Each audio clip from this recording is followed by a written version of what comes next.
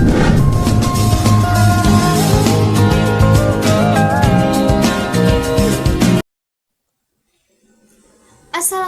warahmatullahi wabarakatuh. Halo teman-teman mahasiswa akuntansi, perkenalkan nama saya Ismayanti dengan NIM 157311473 dari Prodi Akuntansi Fakultas Ekonomi dan Bisnis Universitas Muhammadiyah Makassar. Hari ini saya akan melakukan presentasi dengan membawa kalian berjelajah ke dalam dunia piutang usaha, salah satu topik penting dalam mata kuliah pengantar akuntansi 2. Sebagai calon akuntan masa depan, pemahaman yang mendalam mengenai piutang usaha adalah suatu keharusan. Bagaimana tidak, piutang usaha merupakan komponen aset lancar yang sangat krusial bagi kesehatan keuangan dan arus kas perusahaan. Mengelolanya dengan benar dapat mendorong pertumbuhan bisnis, sementara kelalaian dalam pengelolaannya bisa berakibat fatal. Dalam video ini, saya akan melakukan presentasi agar kita semua dapat memahami konsep dasar piutang secara komprehensif, mulai dari definisi, klasifikasi, siklus, hingga strategi pengelolaannya yang efektif. Kita akan bersama-sama belajar tentang bagaimana mencatat, menganalisis, dan mengendalikan piutang agar dapat mendukung kinerja keuangan perusahaan. Jadi, pastikan kalian menyimak video ini dengan seksama ya, karena materi yang saya sampaikan sangatlah penting dan sangat berguna untuk bekal praktik kerja di masa depan. Yuk simak penjelasannya. Piutang usaha merupakan uang yang harus diterima oleh perusahaan dari pelanggan atau pihak lain atas penjualan barang atau jasa yang telah dilakukan. Pentingnya pemahaman tentang piutang usaha dalam aktivitas bisnis adalah agar perusahaan dapat mengelola dan mengontrol piutang dengan baik untuk memastikan arus kas yang lancar dan keberlanjutan bisnis yang stabil. Dengan pemahaman yang baik tentang piutang usaha, perusahaan dapat menghindari risiko tidak tertagihnya piutang, meningkatkan likuiditas.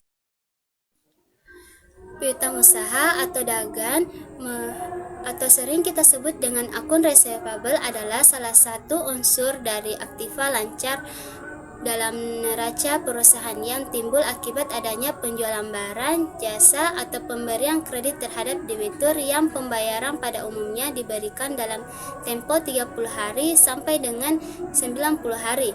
Dalam arti luas, piutang usaha atau dagang adalah tuntutan terhadap pihak lain yang berupa uang, barang, atau jasa yang dijual secara kredit. Dalam akuntansi lebih sempit pengertiannya yaitu menunjukkan tuntutan terhadap pihak luar perusahaan yang diharapkan akan diselesaikan dengan penerimaan sejumlah uang tunai. Pada umumnya, piutang usaha atau dagang timbul akibat dari transaksi penjualan barang dan jasa perusahaan, di mana pembayaran oleh pihak yang bersangkutan baru akan dilakukan setelah tanggal transaksi jual beli. Mengingat hal ini merupakan harta perusahaan yang sangat penting, maka harus dilakukan prosedur yang wajar dan cara-cara yang memuaskan dengan para debitur, sehingga perlu disusun suatu prosedur yang baik demi kemajuan perusahaan. Terdapat beberapa jenis-jenis piutang usaha, yaitu diantaranya 1. Piutang usaha. Pengertian dari piutang usaha atau dagang adalah suatu jumlah pembelian kredit dari pelanggan. Ini timbul sebagai akibat dari penjualan barang atau jasa. Biasanya diperkirakan akan tertagih dalam waktu 30-60 hari.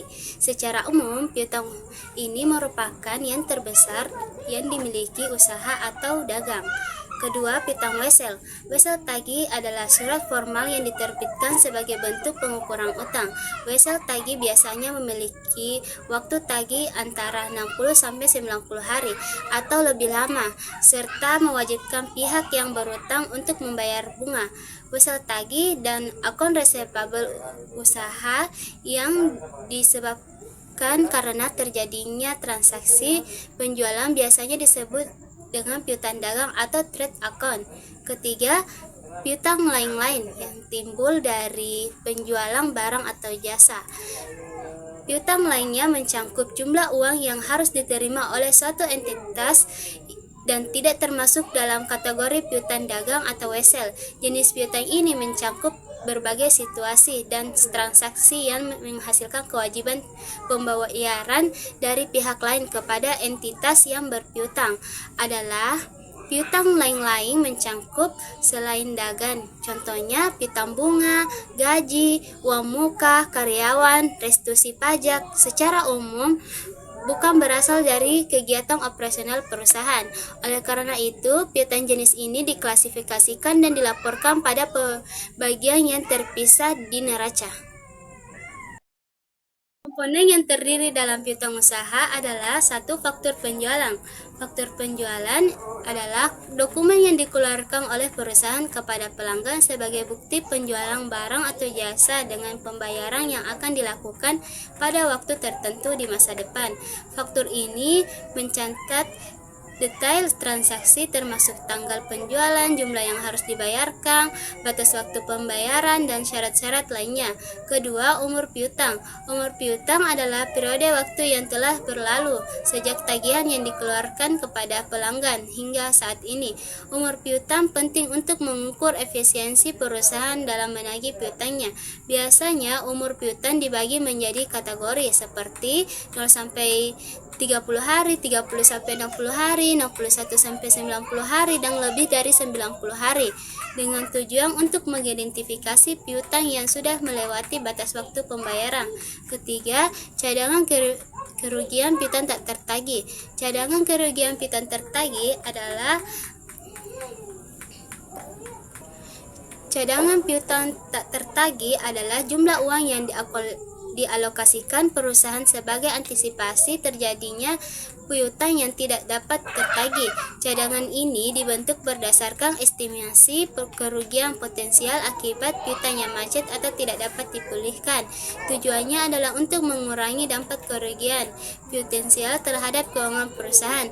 Keempat, klasifikasi piutang berdasarkan kolektibilitas, yaitu piutang yang dapat diklasifikasikan kolektibilitasnya yaitu kemampuan pelanggan untuk melunasi tagihan.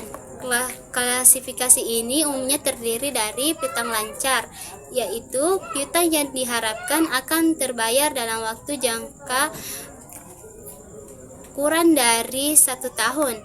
Piutang tidak lancar, yaitu piutang yang diharapkan akan terbayar dalam jangka waktu lebih dari 1 tahun. Dan yang terakhir, piutang ragam, yaitu piutang yang memiliki karakteristik khusus yang membedakan dari piutang lainnya, seperti kepada pihak tertentu atau piutang dalam mata uang asing. Siklus piutang usaha terdiri dari 1. Proses penjualan kredit. Proses penjualan kredit dimulai ketika perusahaan menjual barang atau jasa kepada pelanggan dengan persetujuan untuk membayar di hari kemudian. Penjualan kredit memicu timbulnya piutang usaha. Langkah-langkah dalam proses penjualan kredit meliputi 1. Pembuatan faktur penjualan, 2. Pengiriman barang atau jasa, dan ketiga, pencatatan piutang yang timbul. Dan kedua, penagihan piutang. Setelah melakukan penjualan dan telah terjadi jatuh tempo pembayaran, perusahaan melakukan proses penagihan piutang kepada pelanggan yang masih memiliki tunggakan. Penagihan piutang dilakukan melalui komunikasi pelanggan dengan mengirimkan surat tagihan dan mengingatkan pelanggan untuk segera melunasi kewajibannya. Dan ketiga, penerimaan pembayaran. Ketika pelanggan membayar piutangnya, perusahaan menerima pembayaran dari pelanggan. Penerimaan pembayaran biasanya melibatkan proses pencatatan penerimaan kas, penyesuaian piutang, dan pelunasan tagihan. Perusahaan harus memastikan bahwa pembayaran yang telah diterima sesuai dengan jumlah piutang yang tercatat. Dan yang terakhir adalah pencatatan transaksi dalam akuntansi. Tahap terakhir dalam Siklus piutang usaha adalah pencatatan transaksi dalam akuntansi. Ini melibatkan pencatatan setiap transaksi penjualan kredit, penagihan piutang, penerimaan pembayaran, serta penyesuaian piutang yang tak tertagih. Pencatatan transaksi piutang usaha sangat penting untuk memantau kinerja keuangan perusahaan dan membuat laporan keuangan yang akurat. Beberapa hal yang telah diatur dalam PSAK atau Pernyataan Standar Akuntansi tentang piutang usaha antara lain: 1. Pengakuan piutang. Piutang diakui oleh suatu entitas jika terdapat transaksi bisnis yang menghasilkan hak untuk memperoleh pembayaran dari pihak lain. 2. Pengukuran piutang. Piutang diukur pada nilai wajar pada saat diakui. Untuk piutang yang memiliki bunga, piutang diukur dengan nilai kini dari pembayaran masa depan yang diharapkan. Penyisihan piutang tak tertagih atau bad debt adalah jenis piutang di mana debitur tidak mau atau tidak mampu untuk melunasi kewajibannya pada jangka waktu yang telah ditetapkan atau jatuh tempo.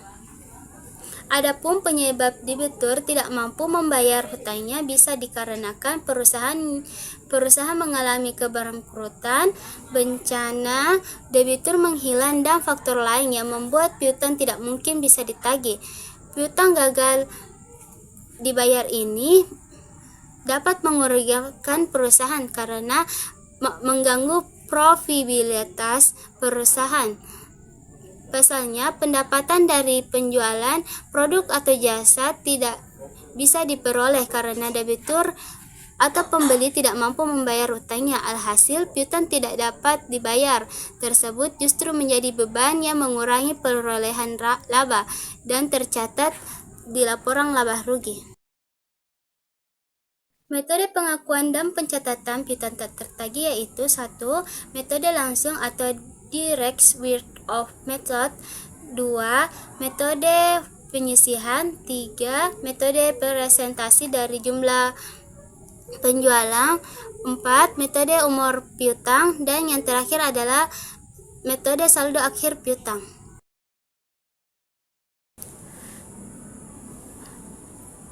Penyisihan piutang tak tertagih sangat penting dilakukan karena 1. Mengurangi risiko kerugian. Penyisihan piutang tak tertagih sangat membantu mengurangi risiko kerugian bagi perusahaan karena mengantisipasi piutang yang tidak dapat tertagih. 2. Memperbaiki kualitas laporan keuangan. Dengan melakukan penyisihan, perusahaan dapat mencerminkan keadaan yang lebih akurat tentang nilai keuangan pada piutang yang sebenarnya. 3. Meningkatkan kredibilitas perusahaan. Penyisihan piutang tak tertagih menunjukkan transparansi dan kehati-hatian perusahaan dalam mengelola risiko keuangan yang dapat meningkatkan kepercayaan dari pihak-pihak terkait. Proses penyisihan piutang tak tertagih melibatkan langkah-langkah sebagai berikut. 1. Estimasi perusahaan yang tak tertagih. Perusahaan perlu melakukan estimasi perusahaan terhadap piutang yang tak tertagih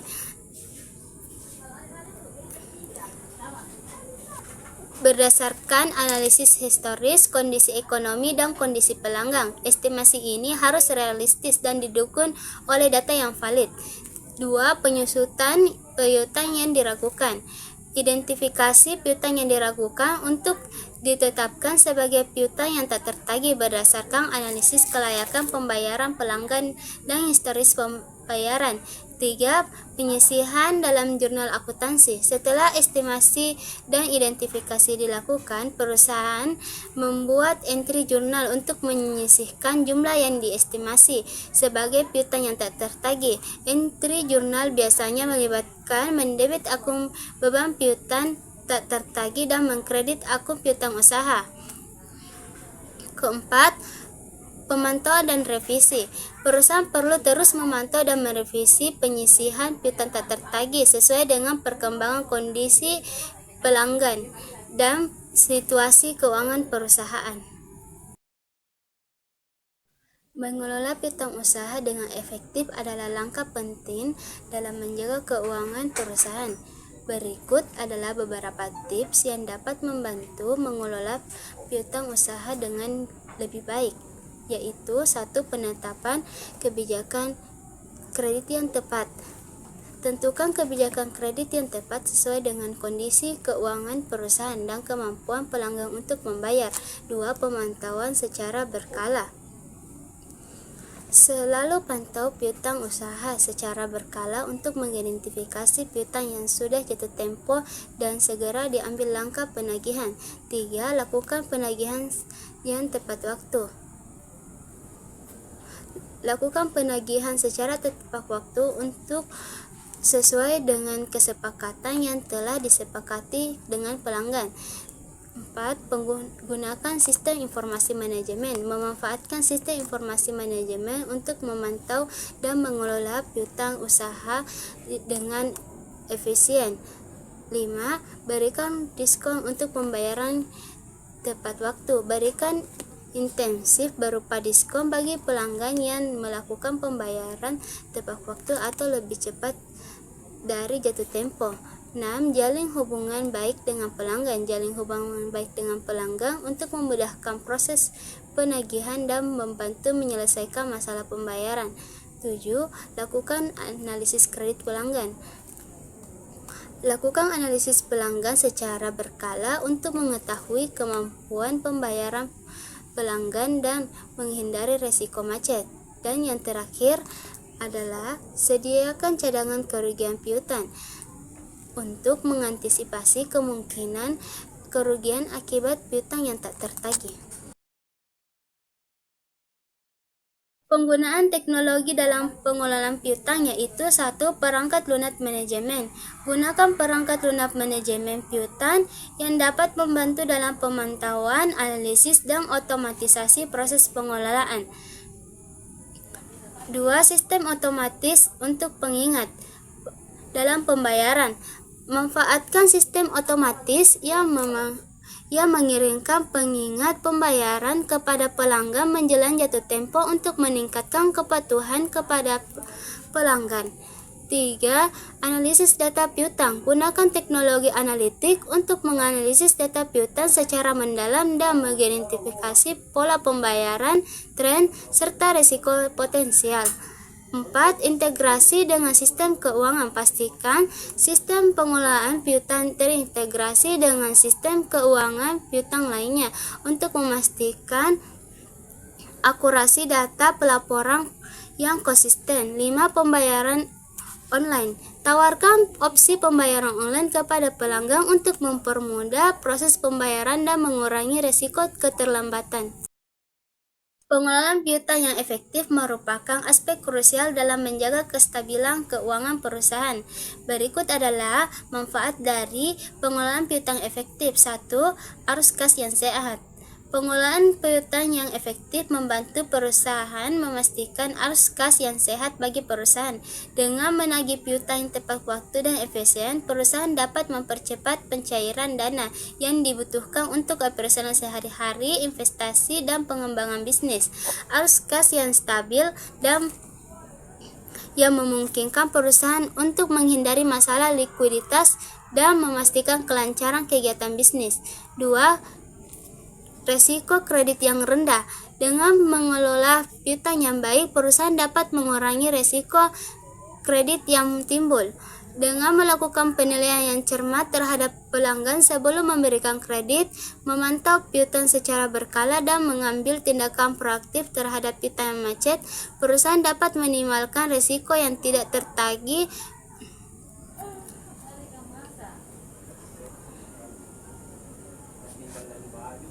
piutang dan potensial kerugian keuangan.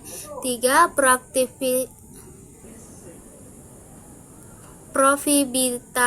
Profitabilitas yang optimal. Pengelolaan keuangan yang efektif berdampak langsung pada profitabilitas perusahaan. Dengan mengelola piutang dengan baik, perusahaan dapat meningkatkan efisiensi operasional, mengoptimalkan penerimaan kas dan mengurangi biaya penagihan. Hal ini pada akhirnya akan meningkatkan margin keuangan perusahaan dan kontribusi keuangan yang optimal. Keempat, kepuasan pelanggan. Proses pengolahan piutang yang baik juga berkontribusi pada kepuasan pelanggan dengan memberikan pelayanan yang baik dan pelunasan yang jelas, pengingat pembayaran yang tepat waktu, dan penyelesaian masalah piutang. Perusahaan dapat membangun hubungan yang positif bagi pelanggan. Kepuasan pelanggan yang tinggi dapat meningkatkan loyalitas, mengurangi risiko kredit yang macet, dan membuka peluang kerjasama yang panjang.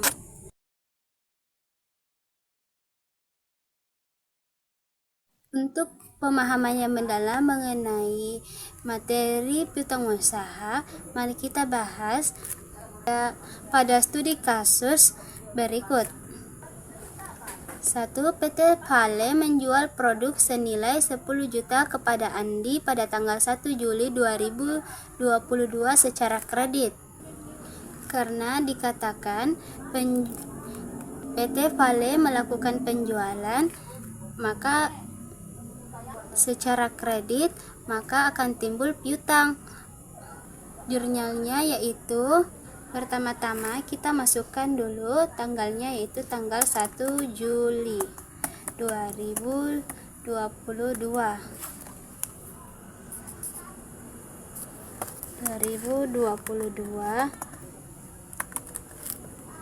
Jurnalnya yaitu piutang usaha bertambah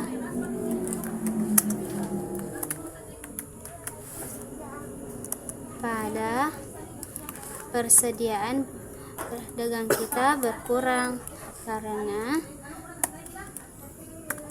barang kita terjual. Piutang kita bertambah, posisinya di debit, sedangkan persediaan barang dagang kita berkurang di kredit karena barang kita berkurang senilai 10 juta.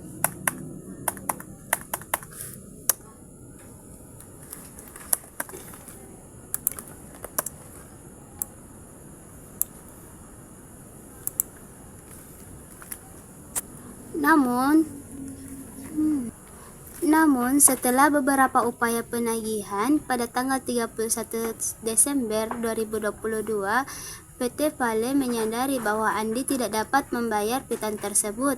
Oleh karena itu, PT Vale memutuskan untuk mencatat kerugian piutang tersebut menggunakan metode langsung.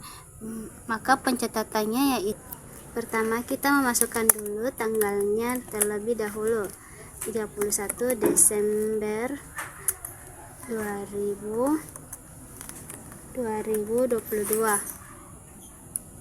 Jurnalnya itu beban kerugian piutang tak tertagih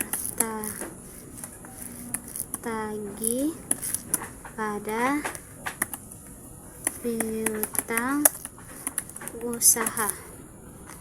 Jurnal tersebut timbul akibat adanya piutang yang tak tertagih, maka piutang usaha berada dalam posisi kredit karena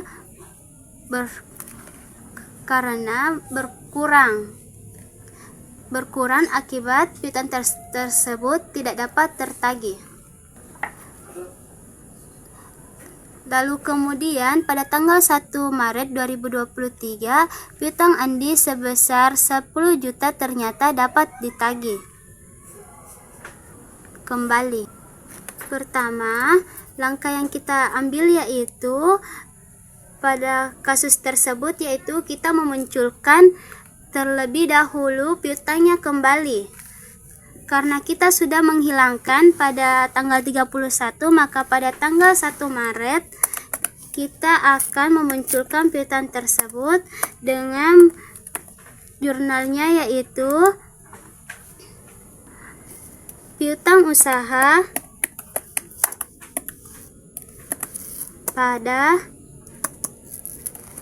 beban kerugian piutang tak tertagih.